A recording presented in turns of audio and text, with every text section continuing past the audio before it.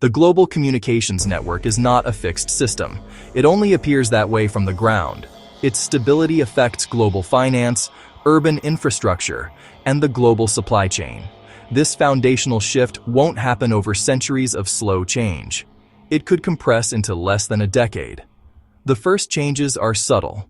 The later ones are not. And by the end, the world still functions, just differently. Our current world is built on a patchwork of overlapping radio signals, a marvel of terrestrial engineering. It divides the world into cells, each served by a low-power base station we call a cell tower. As you move, the network hands off your connection, creating the illusion of unbroken coverage. This ground-based proximity is the system's greatest advantage: low latency, the near-instantaneous response critical for our interactive digital lives.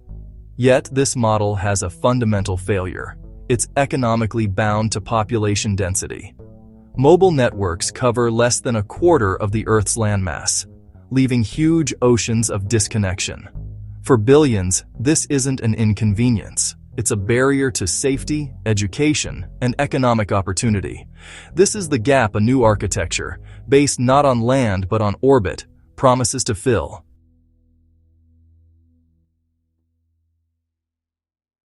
The moment the world flips to satellites, the first consequence is universal: a global increase in latency.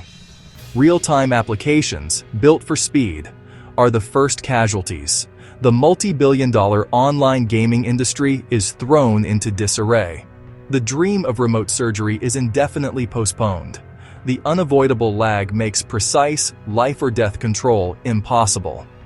And high-frequency trading algorithms, which execute trades on microsecond advantages, are rendered obsolete overnight. The second consequence manifests in the palm of your hand.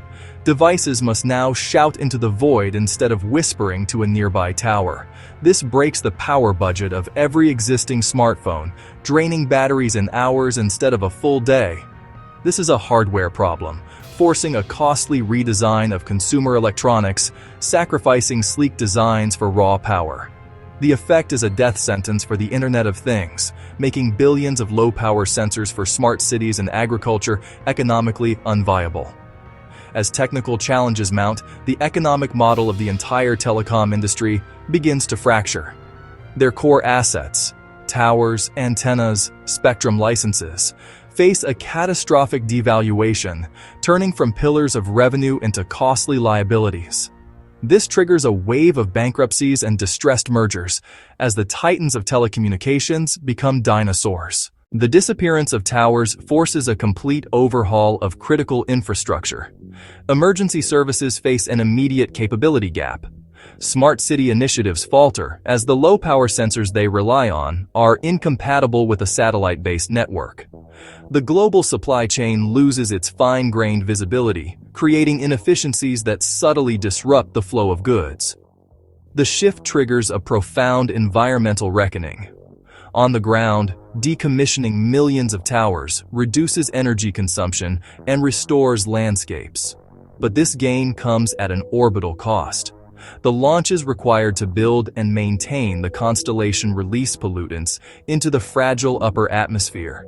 And the end of life for thousands of satellites creates a growing field of space debris, a high-velocity graveyard that threatens all future orbital activity. The most profound impact is on society. For the first time, high-speed internet becomes available everywhere, bridging the geographic digital divide. However, this comes at a cost. The very concept of off the grid ceases to exist. The mental respite of true disconnection becomes a relic. And a global network, operated by a handful of multinational corporations, flattens cultural differences, untethering the digital world from the physical one. After the chaotic transition, a new equilibrium is found. Global connectivity becomes a singular utility, like GPS. The world adapts to a dual system: ultra-fast terrestrial networks in dense cities, and the ubiquitous satellite network everywhere else.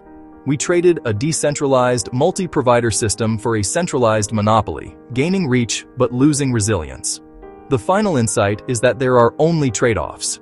The satellite-first world decisively chooses reach over speed. It prioritizes the connection of the unconnected over incremental performance gains for those who are already connected. We solved the problem of the digital divide, but in its place, created a new set of complex challenges that will define the next generation. What scenario should we explore next? Share your ideas below. You've been watching IfVerse, where imagination meets possibility. See you in our next reality.